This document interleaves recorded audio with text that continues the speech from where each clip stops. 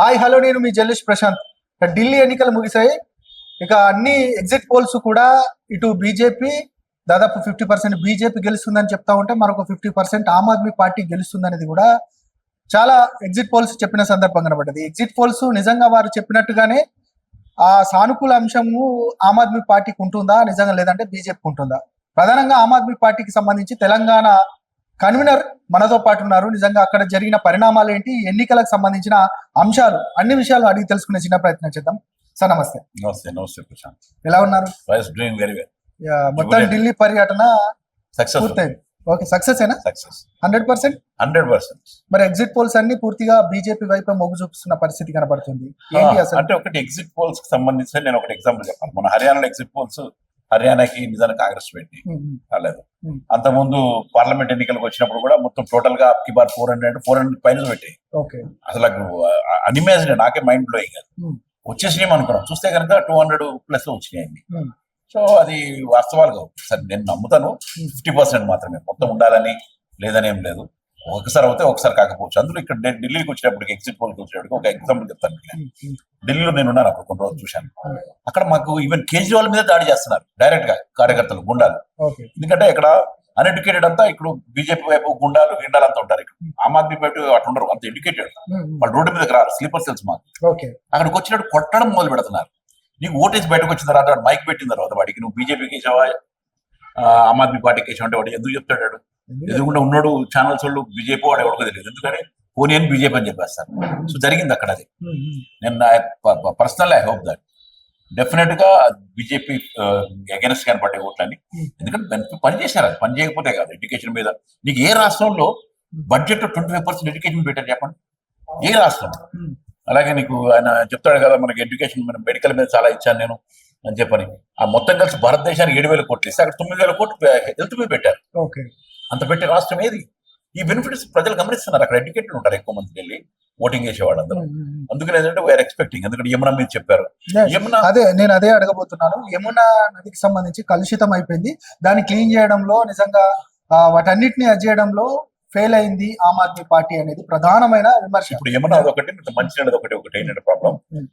నీకు ఢిల్లీలో నీళ్లు లేవు. ఎక్కడ నీళ్లు రావాల్సింది బయట చూడు. నాకు పర్టికులర్ హైదరాబాద్ కనుక ఒక రాష్ట్రం అయితే కనుక నీకు నీళ్లు రావాల్సింది ఇటు నుంచి రావాల్సిందే.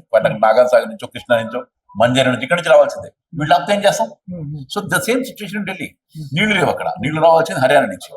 హర్యానా నుంచి నీళ్లు ఆపేటప్పుడు నీళ్ళ ప్రాబ్లం వచ్చింది. అదొకటే కాక అక్కడ యమునా నది కలుషితమైంది. నిజమే, కలుషితమైంది. మనం ఎంత క్లీన్ చేసినా పైనుంచి కెమికల్స్ వస్తున్నాయి కదా. ఎక్కడి నుంచి వస్తున్నాయి కెమికల్స్? హర్యానా రాష్ట్రంలో పెద్ద సెజులు ఉన్నాయి. అక్కడ చాలా వండర్ఫుల్ ఇండస్ట్రీస్ ఉన్నాయి. మెడికల్ ఏంటి, అవేంటి, లెదర్ ఏంటి, ట్యానింగ్ ఏంటి, క్లాత్ ఏంటి, డిఫరెంట్ కంపెనీస్ ఉన్నాయి. అయోధ్యలో కెమికల్స్ దీంట్లో పడుతున్నాయి. అవి కలుషితం చేస్తా పోతున్నాయి. అది ఆపట్లేదు వాళ్ళు. అది ఆపకుండా తీసుకెళ్లి నదిలో కలిపేస్తున్నారు. ఇక్కడ కూడా చూశారు కదా, మన మూసీ నదిలో కెమికల్స్ కలుపుతున్నారని చెప్పి. The same way they are mixing the chemicals in Yamuna water. ఇంకేమవుతుంది? అది ఎంత క్లీన్ చేయగలుగుతారు? అది ఆపాలి. పొల్యూషన్కి వచ్చినప్పటికీ చుట్టుపక్కల ఉన్న రాష్ట్రాల నుంచి ఏదైతే చెత్త చెదరం కాల్చేస్తారు. ఎందుకంటే రైతులకు చాలా చీప్ అది తీసి బయట పక్కన పారేయలేక అక్కడే కాలుస్తారు. దాంట్లో పొలం కూడా బాగుంటుందని చెప్పి వాళ్ళు ఫీల్ అవుతారు. కాల్చడం వల్ల ఇన్సెక్ట్స్ పోతాయి. అవి కాల్చే పైకి లెగుస్తుంది. అది వచ్చి కరెక్ట్ గా ఢిల్లీ మీద కాలుతుంది. దీన్ని ఎవరు ఆపాలి? Punjab is trying. మిగతా రాష్ట్రాలన్నీ మళ్ళీ బీజేపీ చెప్తా ఉంది ఖచ్చితంగా ట్యాక్స్ ప్లేయర్స్ ఎవరు ఉన్నారో, అంటే ట్యాక్స్ కి సంబంధించి 12 లక్షల ట్యాక్స్ మేము ఎగ్జామ్షన్ చేశాం, వారంతా కూడా మాకే ఓట్లు వేశారు అనేది కూడా బీజేపీ చెప్తాం. చాలా బాగుంది చెప్పడానికి మాత్రం. అది నిజానికి మన భారతదేశంలో ట్యాక్స్ పేయర్స్ ఎవరు అండి? పేమెంట్ కట్టేవాళ్ళు ట్యాక్స్ పేయర్స్ అనుకుంటాం. బట్ ఎవ్రీబడి ఇంక్లూడింగ్ బెగ్గర్స్, ప్రతి ఒక్కరు చాయ్ తాగే ట్యాక్స్ పేయర్స్. వీళ్ళకి ఆ బెనిఫిట్ లేదు. ఎవరైతే ట్యాక్స్ కడుతున్నారో, ఫైల్ నింపేసేసి ఫామ్ నింపి వేస్తున్నారో వాళ్ళు మాత్రం ట్యాక్స్ పేయర్స్. వాళ్ళు ఎంతమంది ఉన్నారు మన దేశంలో? నిజానికి మొత్తం టోటల్ మీద తీసినా కానీ దేశంలో ఉన్న 4% to 10% మాత్రమే ట్యాక్స్ పేయర్స్. ఈ ట్యాక్స్ పేయర్స్ లో నిజానికి అక్కడ ఎంతమంది ఉన్నారు వాళ్ళు ఓట్లు వేసేవాళ్ళు? నిజానికి ట్యాక్స్ పేయర్స్ ఓట్లకి వెళ్తారు. ఎందుకంటే టికెట్ ఎవరు ఓట్లకి వెళ్తారు? నిజానికి అంత సంపాదించి సరిగ్గా కంఫర్టబుల్ ఉండి ట్యాక్స్ ఇస్తాడు వెళ్తున్నాడు. వెళ్తే 60% ఎందుకు వస్తే ఓటింగ్ అక్కడ? సో వాళ్ళలో ఎంతమంది వెళ్తారు? 5% వెళ్ళి ఉండరు. వాళ్ళకి బెనిఫిట్ జరుగుతుంది, వాళ్ళకి ఏమైనా జరుగుతుంది, పడి ఉండాలి. వాళ్ళందరూ వెళ్ళి వేస్తారని నేను అనుకోను. బట్ మినిమం కామన్ పీపుల్, అక్కడ నీకు ఎడ్యుకేషన్ ఇచ్చారు, హెల్త్ ఇచ్చారు, మన సీనియర్ సిటిజన్ కి తీర్థయాత్ర ఇచ్చారు, చాలా బెనిఫిట్స్ ఇస్తున్నారు. అవన్నీ ఏంటి? అవన్నీ ఊరికి ఫీకి లేబడి కాదు, పబ్లిక్ కట్టిన ట్యాక్స్ డబ్బుల నుంచి కడుతున్నాడు. ఈయన జబ్బుల నుంచి ఇవ్వాలి. వాళ్ళు కట్టిన డబ్బులు లేదు, మీరు కట్టిన డబ్బులు నుంచి మీకు ఇస్తున్నానయా నేను అన్నాడు. నేను తింటలేదు. మోడీ చేసినట్టుగా, అదాని చేసినట్టుగా ఇండస్ట్రియలిస్ట్ పట్టుకొచ్చి లక్షల కోట్లు ఇవ్వడం ఆయన. డైరెక్ట్ గా మీకు ఇస్తున్నాను నేను, మీ డబ్బులే మీకు ఇస్తున్నాను అన్నాడు ఆయన. అవినీతిలో కూరుకుపోయింది ఆమ్ ఆద్మీ పార్టీ. ఆ లిక్కర్ స్కామ్ అయితేనేమి చాలా అవినీతి చేసింది ఆ పార్టీ. అందుకే ఖచ్చితంగా ఈ ఎన్నికలలో బీజేపీకే ఓట్లు వేస్తున్నారు. అటు ఒకవైపు కాంగ్రెస్ కూడా నమ్మే పరిస్థితి లేదు అనేది కూడా బీజేపీ నాయకులు చెప్పారు. నిజంగా అదంతా కూడా వాళ్ళ వైపు shift ఒకటి అయిందా? అవినీతి అని ప్రచారం చేయడం చాలా సక్సెస్ అయ్యారు. ఇప్పుడు నేను కూడా ఈరోజు చెప్తాను, ఈరోజు నేను ఇవాళ మన బీజేపీ నాకు గుండు మన ఉన్నాడుగా బండి సంజయ్ గారికి నేను మొన్న 50 కోట్లు ఇచ్చాను, నాకు అది పని చేసి పెడతా అన్నాడు అంటాను. అయిపోతా ఇప్పుడు అవ్వాలి కదా, అనేసేస్తే ఆయనకి అరెస్ట్ చేస్తారా? ఆయన్ని నేను ఇచ్చానని చెప్పేసి అరెస్ట్ చేసేస్తారా? ఇక్కడ వాట్ హ్యాపెనింగ్ ఇయర్, ఏదో అయిపోయింది అన్నారు, ఎవరు ఇచ్చారు కూడా చెప్పలేదు, జరిగిందట అంతే కదా. ఇంటర్ న్యూస్ 2 years నుంచి జరిగిందట 100 కోట్లట, వీడికట వాడికట అందరిని అరెస్ట్ చేశారు. 120 మందిని అరెస్ట్ చేస్తే నాకు తెలుసు ప్రశాంత్ ఒకటి ఏంటి, ఇప్పుడు మామూలుగా సిబిఐ ఈడీలు రైడ్ అడిగితే మొత్తం పొద్దున్న సాయంత్రం వరకు వెళ్తాయి, బయటకు మనుషులు వస్తుంటారు, నోట్ల కట్టలు లెక్క పెట్టే మిషన్లు వెళ్తుంటాయి, కట్టలు కడతారు, ఈ చేస్తారు. తర్వాత సిబిఐ అని ఈడీ అని నోట్లు పెడతారు, బంగారాలు పెడతారు. ఇక్కడ జరిగినాయా? 120 మందిని అరెస్ట్ చేసి పెడితే వాళ్ళని ఇంట్రాగేట్ చేస్తే ఒక్కళ్ళ దగ్గర ₹1,00,000 దొరికినాయా? ఎక్కడ పోతాయి డబ్బులు? ఏమన్నట అంతే, అది అట్లాగంటారు. బట్ అట్లా కాదు కదా, they have to prove it. ఇప్పుడు 2 సంవత్సరాలు సత్యజయన్ పెట్టారు, 18 నెలలు ఇంకొక ఆయన పెట్టారు తీసుకొని, ఇప్పుడు 5 నెలలు పెట్టారు, ఎక్కడ ₹1 దొరకలేదే. ఇప్పుడు సర్వే రిపోర్ట్లన్నీ బీజేపీ వైపు చూపిస్తా ఉన్నాయి, మీరేమో కాన్ఫిడెంట్ గా ఉన్నారు ఖచ్చితంగా ఆమ్ ఆద్మీ గెలుస్తుందని. ఏం ధీమా అసలు నిజంగా? అంటే అండర్ కరెంట్ చాలా పవర్ఫుల్ ఉంది అక్కడ, నీకు పనిచేసేవాడికి ఇవ్వాలన్నది.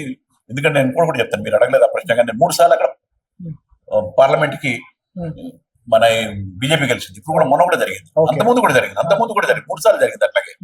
బట్ ప్రతిసారి లోకల్ వచ్చినట్టు ఈయన గెలిపించారు. ఎందుకంటే వాళ్ళకి లోకల్ గా బెనిఫిట్స్ ఇమ్మీడియట్ గా జరుగుతుంది. అదే నీకు రియల్ లబ్ధిదారులందరికీ జరిగేది అదే బెనిఫిట్. సెంట్రల్ లోకి వచ్చినప్పటికీ ఆయన మోడీకి కావాలనుకున్నారేమో, దట్స్ డిఫరెంట్ అది. బట్ లోకల్ గా మాత్రం ఇమ్మీడియట్ గా బెనిఫిట్స్, దాదాపు 15-20 వేల రూపాయల బెనిఫిట్స్ జరుగుతున్నాయి మాకు, స్కూల్స్ బాగున్నాయి, ఇవన్నీ ఆయన ఇవ్వట్లేదే. ఆయన ఇవ్వలేనప్పుడు ఈయన ఇస్తున్నాడు. ఇప్పుడు మాత్రం ఏంటంటే మోడీ గారు నేను కూడా ఇస్తున్నాను, మీరు 2,000 ఎక్కువ ఉంది, నేను 2,500 ఇస్తా అంటున్నాడు. అక్కడ నేను స్లమ్ ఏరియాలు చూశాను, చాలా ఎడ్యుకేటెడ్. అక్కడ వాళ్ళు ఏమంటారంటే చాలా బాగుంది, 2,500 మంచి నెంబర్, నువ్వు ముందు ఎందుకు ఇవ్వలేదా అంటున్నాడు. నువ్వు 22 రాష్ట్రాలు ఉన్నావు కదా, అక్కడ ఎందుకు ఇవ్వట్లేదు? 15 లక్షలు ఇస్తాను కదా, ఎందుకు ఇవ్వలేదు అడుగుతారు. They are questioning. ఇదే మరి వేరే చోట ఇంప్లిమెంట్ చేయగదా అన్నాడు. రైట్ సార్, ఎన్ని స్థానాలు రాబోతున్నాయి అంటే నాకు కొంచెం టఫ్ అనిపించింది. నేను వాస్తవాలు మాట్లాడాలి, నేను 60 గెలుస్తానని చెప్పాల్సిన అవసరం లేదు. కొన్ని తగ్గడానికి అవకాశాలు పెరిగినాయి, ఎందుకంటే మా కాంగ్రెస్ చాలా వ్యతిరేకత చేసింది, దానివల్ల దెబ్బలు తగ్గుతున్నాయి. లేకపోతే అదర్వైజ్ మా ఓటు తక్కువ అంతా చాలా వ్యతిరేకత ప్రచారం చేయడం, దాన్ని ఎన్నికాష్ చేసుకోవడం, వాళ్ళు అబద్ధ ప్రచారం, శీష్ మహల్ అంటాం. నిజానికి ఆయన పాపం శీష్ మహల్ లేడు, పచ్చు పెడతానంటే కనుక వాళ్ళ పోలీసే కదా అడ్డుపడి తీసుకెళ్ళలేదు లోపలికి. సో ఇవన్నీ చేసి రకరకాల ప్రచారాలు చేశారు. తర్వాత ఓట్లు కటింగ్ చేశారు. ప్రతి చోట 5 నుంచి 10,000 ఓట్లు కట్ చేశారు. ఇక్కడ ఆ ఓట్లు తగ్గుతాయి మాకు మోస్ట్ ప్రాబ్లీ, దానివల్ల ప్రాబ్లం రావచ్చు అనుకుంటాం. అప్పటికి కొన్ని పట్టుకున్నారు మా దగ్గర, బట్ తెలియకుండా జరిగిపోయిన చాలా ఉన్నాయి కదా. మాకు తెలిసేటప్పటికి అప్పటికి చేతులు కాలేయని, ఎందుకంటే ఓటర్ లిస్ట్కి వెళ్ళి బూత్లకి వెళ్ళడానికి తిరిగిన వాళ్ళు చాలా మంది ఉన్నారు. 70 స్థానాల్లో 35 వస్తే పరిస్థితి ఏంది? 35 వస్తే చాలా ఇబ్బందులే ఉంటాయి డెఫినెట్ గా. ఎందుకంటే బీజేపీ ఇక్కడ 40 వచ్చినా లాగేస్తారు, 40 వచ్చినా 10 మందిని కొంటారు. పెద్ద కష్టం కదా వాళ్ళకి, కిడ్నాప్లు చేసేస్తారు రాత్రి పొగ బూత్లోంచి ఎత్తిపోతారు. That they can do it.